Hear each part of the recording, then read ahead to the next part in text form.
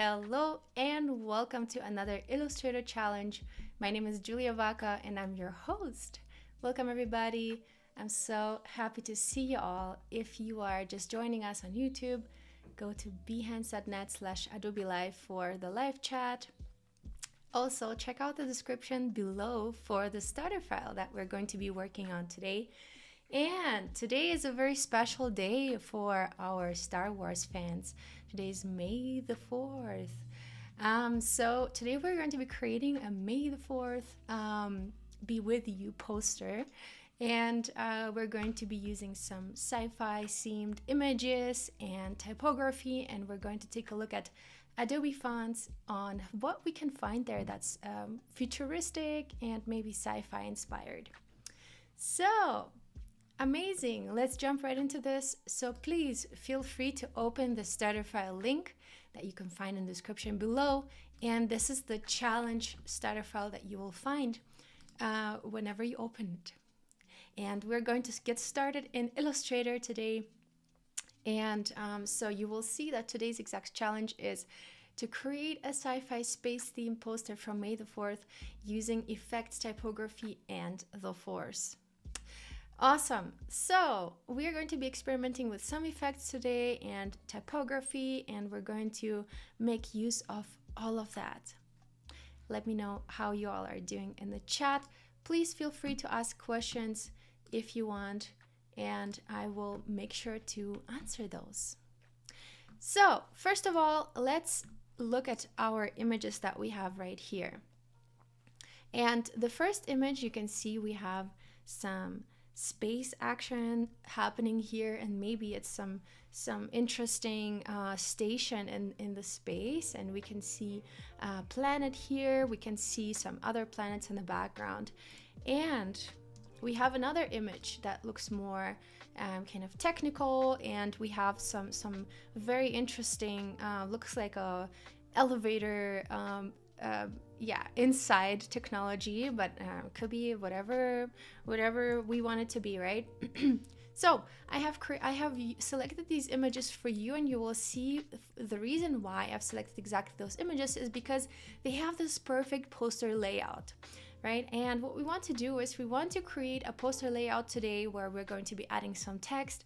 So these are very perfect because these are pointing towards the center. You can see we have some lines that are basically pointing our attention to this centerpiece. And here we have some light happening. So this is a very, very great kind of setup for us to use for a poster. And in the same way, we have here also these lines, these invisible lines that are kind of happening through this arrangement of the perspective that are pointing towards the center. Right? And this is the reason why these images are great. And also any kind of image that will guide your eye towards the center will be amazing, or an image that has some space where not much is happening is also amazing. So if we look at this kind of part of the image right here, so if we look at this section, we will see that this will be also a really great section to create a poster with. All right. So let's get started, and today's poster is going to be maybe a poster that you can share on digitally, and it could be a horizontal poster. Usually we are designing vertical posters, but today we're going to be designing a horizontal poster. So just to do something differently, so let's adjust our artboard by going to the artboard tool, clicking on it, and we have our artboard already marked here, and we can downsize it just a little bit to kind of meet almost the proportions of our image.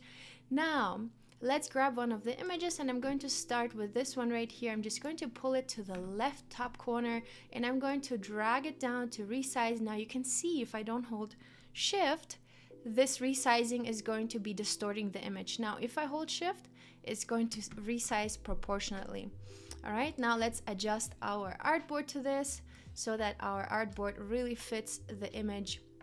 And here at the bottom, I also see a little white line under the image. So we're going to pull that one in as well, just like that. And let's see at the top if we are precise enough. And I think we are. And on the left side, And I like to do that because sometimes you don't really see the little imperfection, and then when you export your artwork, you have a little white line in the background. That's not something that we want to do or to have.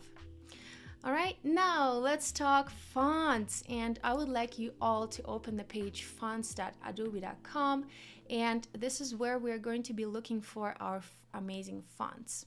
Okay, so we are going to open up fonts.adobe.com, and here you can see on the starting page we already have some really cool suggestions for amazing and popular fonts and how they're used, which I think is really, really fun. And we have some font families, and if we go to the actual home, okay, I need to log in real quick here. There we go.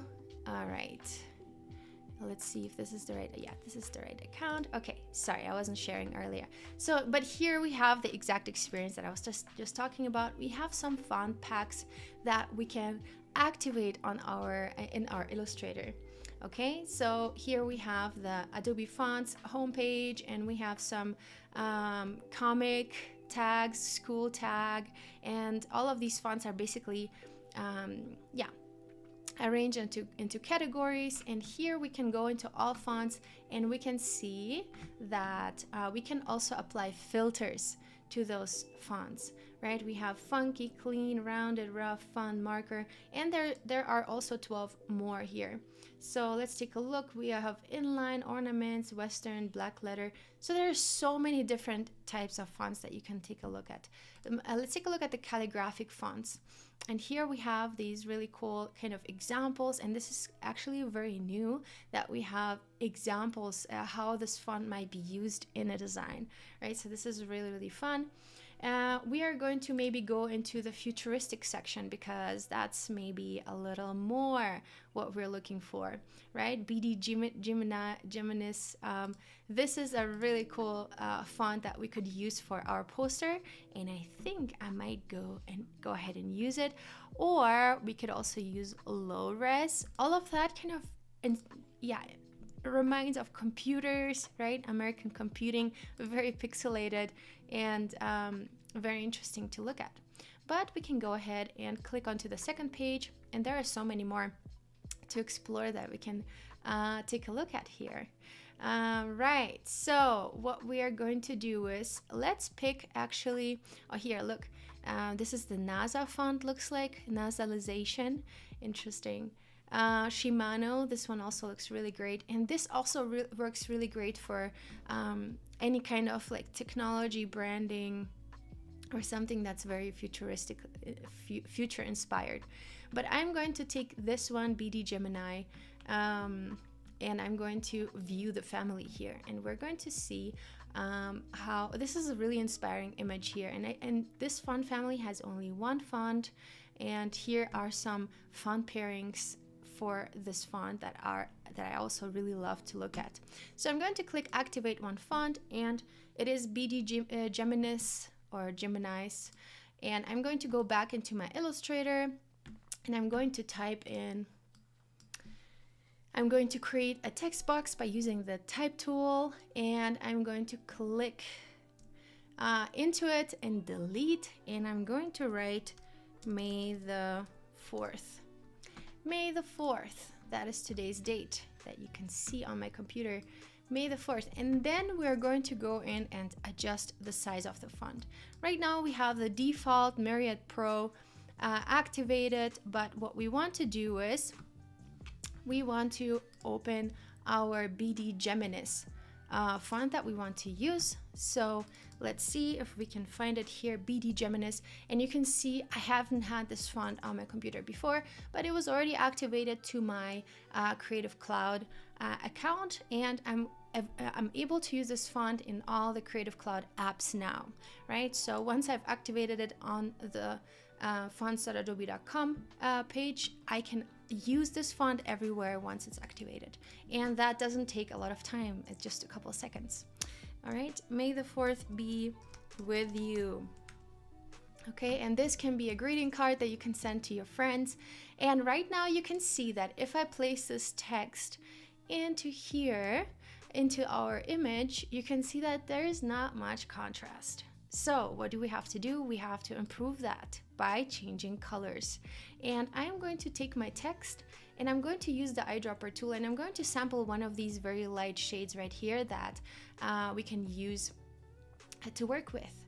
All right, because why inventing a new color if we can sample another color from here that will make it look like it's matching together and like it's belonging together. Okay, so having the text selected, I'm going to go in and use the eyedropper tool with the letter I on my keyboard, and I'm going to sample this light color. And we can see it's still a little bit dark, so I'm going to go in here into the blue and sample one of these colors. This is great. This is already looking great, but one thing that I think is that there's still not a lot of contrast behind in the background compared to the text right here.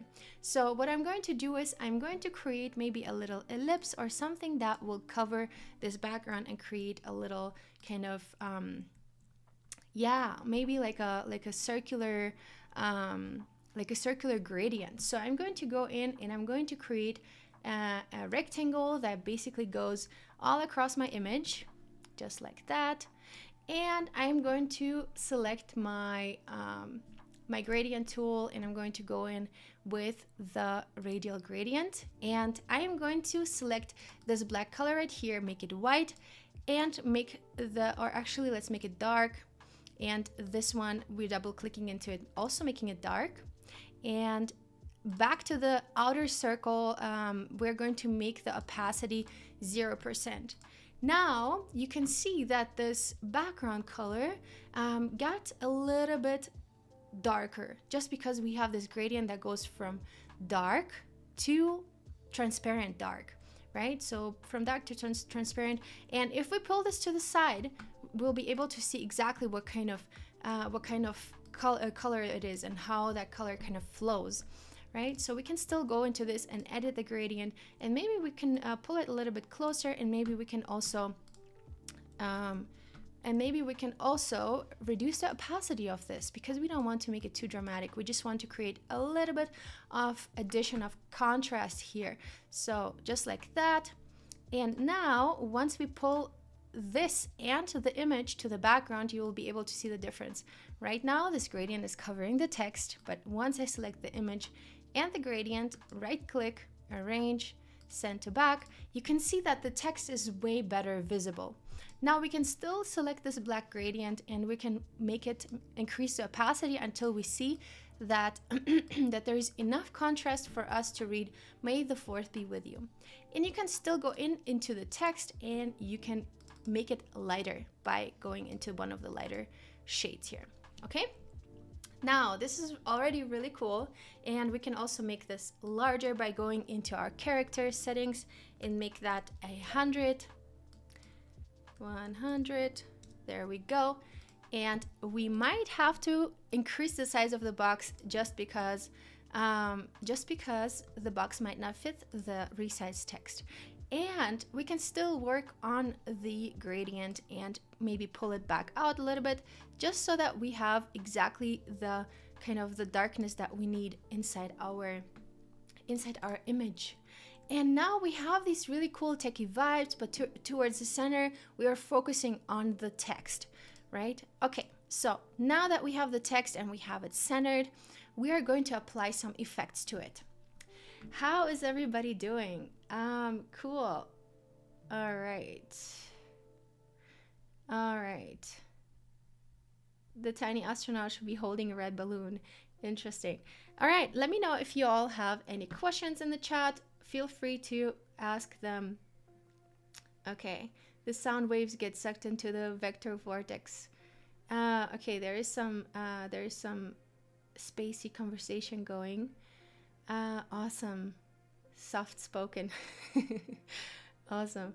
Okay, welcome everybody. Ashraful, Oliver, Wade, General Kenobi. Wow, General Kenobi, welcome. Cool, Stoney's here. Cool. So now we have the text and we are going to bring some effects in, and we can experiment with those effects before that. So I'm going to create a copy by holding Option, Shift and clicking and dragging on the text. Okay, so let's apply some effects and let's see what those effects will do to our text, right? So I'm having this the text selected, and I'm going to effect, and we're going to stylize. We can add a glow, for example. So it can be inner glow, outer glow, feather, drop shadow. So let's try a drop shadow. And what the drop shadow does is it actually drops a shadow behind the text. And that might also help us with legibility.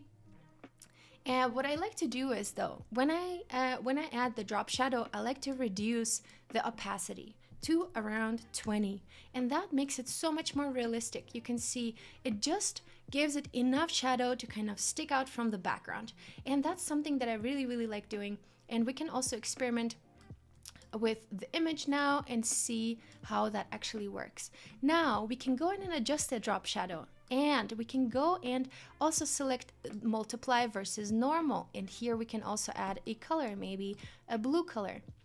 And now, okay, and now we can add maybe more opacity. There we go. So now we can have this really cool kind of drop shadow that has a color. So that is also possible. You can also do that. You can also intensify it by reducing the blur on this. So once you reduce the blur, you can see the letters get more and more sharp. So maybe you want to just have 1 pixel of blur. And maybe one of these colors can be also, let's see if I can color pick. So I can use my eyedropper tool. Let's cancel. I can use my eyedropper tool using the letter I. I can sample one of these colors.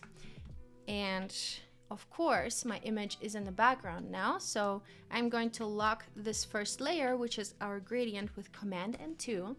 Now I have the image selected, and I'm going to use the eyedropper tool to sample one of these colors right here.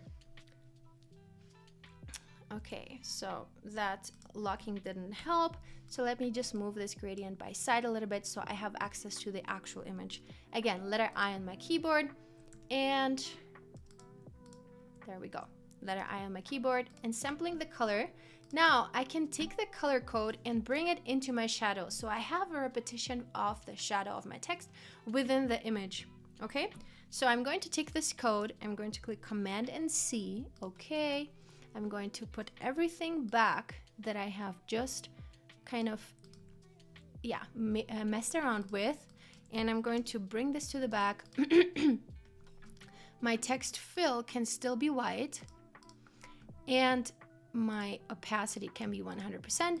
But the drop shadow color will now change because we have copied that color from the image. And now we can click Command and V and click OK. All right, and we can put opacity 100%, and now we have a color from the image within the drop shadow, which is pretty cool. And now we can reduce the blur maybe to 1 or 2 or 3. Okay, and that's how you can play around with it. Another thing that we can do is we can go to Effect, Stylize. We can do outer glow, and what the outer glow does is it brings basically a glow to the outside of the letters. It's that simple. So we can try different options. This one we can put by side. This one we can put in here, and we can see how that actually affects our design, right? And also, I don't know why, but we changed the opacity by accident of the image. So just like this is pretty cool. And I can also add a little signature of myself.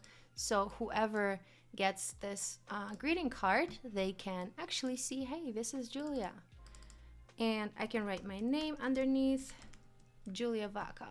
And that actually looks pretty cool in this very spacey font. I kind of like it. And then let's reduce the size to maybe 21 and make that white as well so it sticks out from the image. Just like that. May the 4th be with you. And now we have this really cool image in the background. We have this gradient that we can go in and change the opacity a little bit, maybe somewhat like this. And we can still experiment with the colors for that, right? So we can even go in and select a color that's maybe a little bit more vibrant, maybe something like this, or maybe a color like that, and make that even more vibrant by going into the more green and kind of neon color direction. That is also possible. Now let's try out our effects again, and we can do also an inner glow. Wow, this is very interesting. Okay, opacity, we can try out 20, or we can try out 100. Oh, this is also interesting. Okay, gotta love the Illustrator effects. And now the blur kind of determines how far to the inside does this inner glow go. And I think the problem also is, let's see, let's actually remove that outer glow. Another thing that we can do is, let's go back to effects. We can have glowing edges, and you can see there is this window that comes up for that, and we can determine the edge width, which I think looks really, really cool. Let's take a closer look, and we have this like glowing edge that is a color, and edge brightness we can also determine, and smoothness. Okay, interesting. And of course there are a lot of different other effects, and I'm going to click OK. Now check this out. Wow, this looks very mysterious. I kind of like this. All right, now we can also play with our gradient, and we can make that gradient also a lighter color shade so that we have this contrast. But again, this is your design. You can play around with the effects and see what will work best. I am a minimalist in this case, and I'm going to go with the very simple kind of setup with white on top of the image, and I'm going to make this one just a little bit smaller. Again, I guess I'm going to go back to 80, and this is what designing is. You basically play around and kind of eliminate things that you don't like until you are pretty satisfied with what you have. Okay, all right, so we have this really cool poster now with this very sci-fi font that's called BD Geminis. Okay, cool. The tiny okay, is there anything else that we have to address in the chat? Okay, looks very nice. I'm glad you all like it. Okay, now we are going to export our artwork by going to File, Export, Export As, and here we're going to go to Use Artboards, and we can export it either as a PNG or a JPEG, whatever you prefer. I'm going to do PNG, and background color can be white, just like our artboard. The resolution can be either 72 points per inch or 150 if you want to zoom in into this artwork. Okay, so I'm going to click OK, and now I have this artwork ready to send to my friends, maybe via email, maybe send it through social media, whatever you prefer. And this is what that image looks like. There we go. Cool. All right, my friends. Now, another thing that I wanted to share with you is that you can submit your artwork to our Discord channel, which is in the description below as well. So you can click that link to our Discord and join our community and get some feedback on your design. We have some amazing moderators who help you improve your design skills and improve your designs with very practical advice. So I am hoping you all found this helpful, and I can't wait for another challenge in Adobe Illustrator. I hope you're having a great day, and I'll see you soon. Bye bye.